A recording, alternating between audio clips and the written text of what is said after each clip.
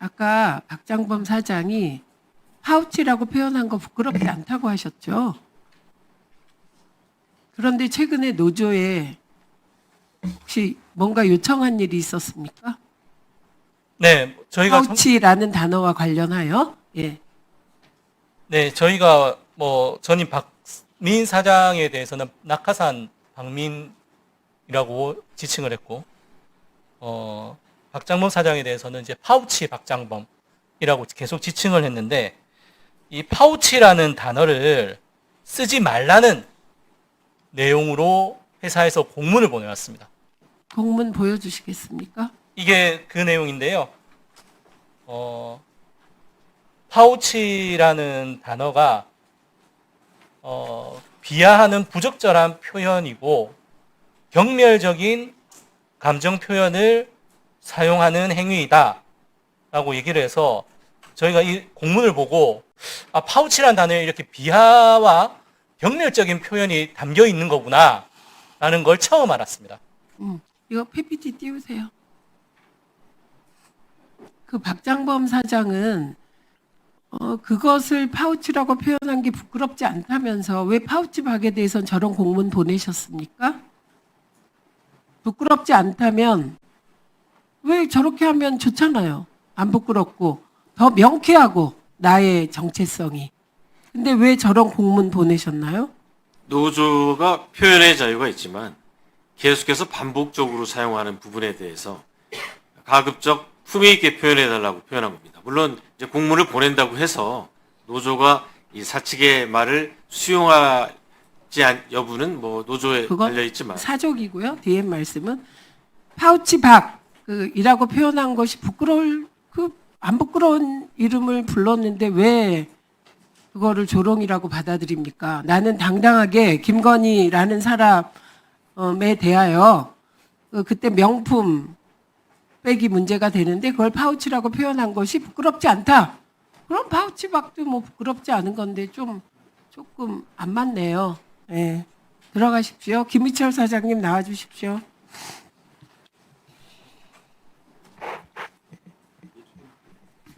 김희철 사장님은 누구로부터 최초로 사퇴 압박을 받았습니까? 전체적으로 다 사퇴 압박을 받았죠. 전체라는 건 누구죠? KBS 이사장입니까? KBS 이사장이 저한테 개인적으로 직접적으로 사퇴를 하라 이런 취지의 말은 없었고요. 네. 그 분위기로 그러니까 윤석열 정부 출범하자마자 사내 구성원 일부 구성원부터 시작해서 노조 그다음에 일부 정치권 등등에서 전방위적으로 사퇴 압박을 했고 실질적으로 노동부, 검찰, 경찰, 국민권익위 감사원 모든 권력기관들이 동원해서 저희한테 저를 어쨌든 거취에 대해서 압박을 하는 그런 분위기를 느꼈습니다. 실제로 개인적으로 너 사퇴 이런 얘기를 직접 개인적으로 연락을 해서 그런 적은 없습니다. 그때 이런 말씀 하신 적 있죠. 내가 물러날 테니 수신료는 건드리지 마라. 네. 분리징수하지 마라. 그런 얘기 하신 적 있죠.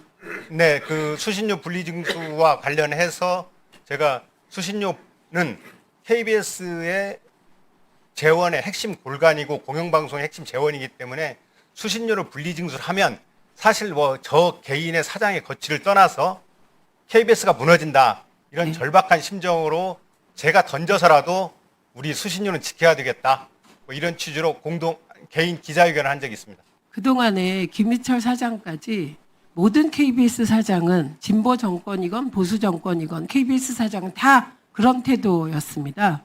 윤석열 정권 들어서 바뀐 게 아무리 외부에서 들어갔어도 박민 씨 수신료를 건드리는데 그거에 아무 저항을 안 하는 사장은 처음 봤어요.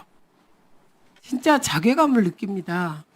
예, 들어가시고요. 본부장님 나와주세요. 세워주시고요.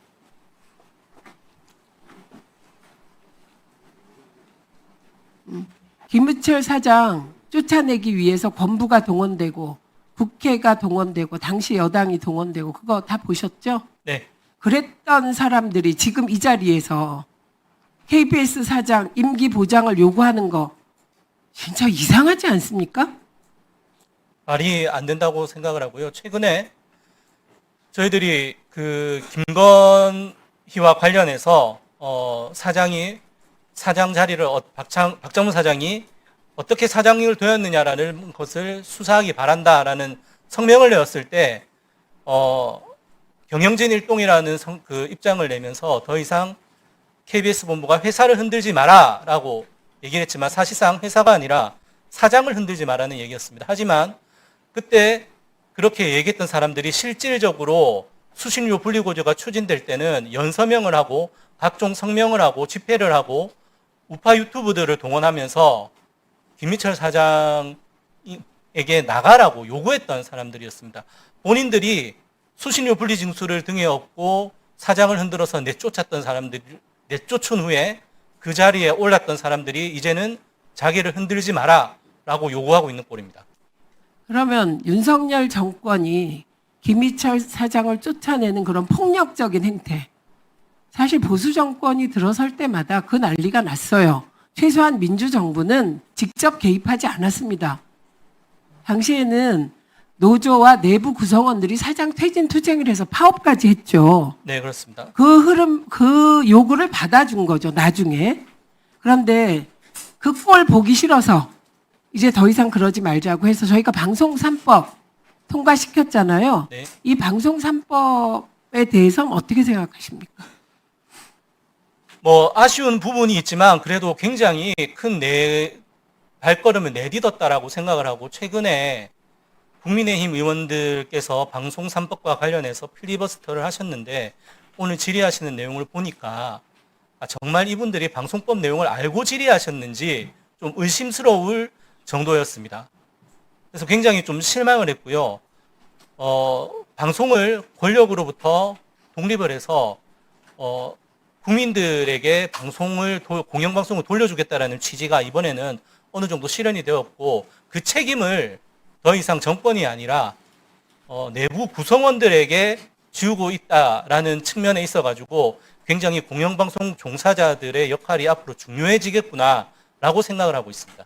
그 방송 3법 저희가 논의할 때 국힘 의원들이 대통령이 동의하시지 않을 것이다. 여당이 돼서 이런 법을 추진하는 게 가상하다.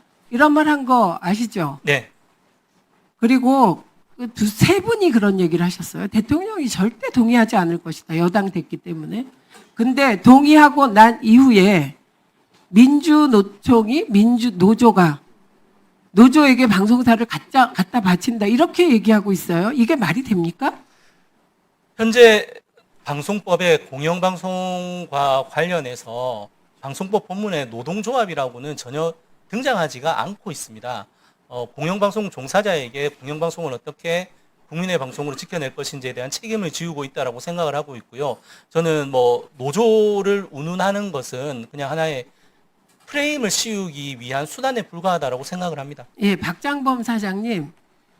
네. 사장 되실 때 통합 징수의 통짜도 경영 계획서에 안 올려셨는데 아까 왜 통합 징수가 우선적 통합 징수를 넣었다고 말씀하셨어요? 그때는 법안이 발의 안 된 상황이었는데. 아니 법안 말고요. 좀 아까 제가 착각했을 수도 있습니다. 왜냐하면 수가 아니라 사장으로서 가장 제일 먼저 중요하다고 생각한 게 통합징수 법안이었기 때문에. 아니 김현 의원이 발의했다 안 했다는 쟁점이 아니고요.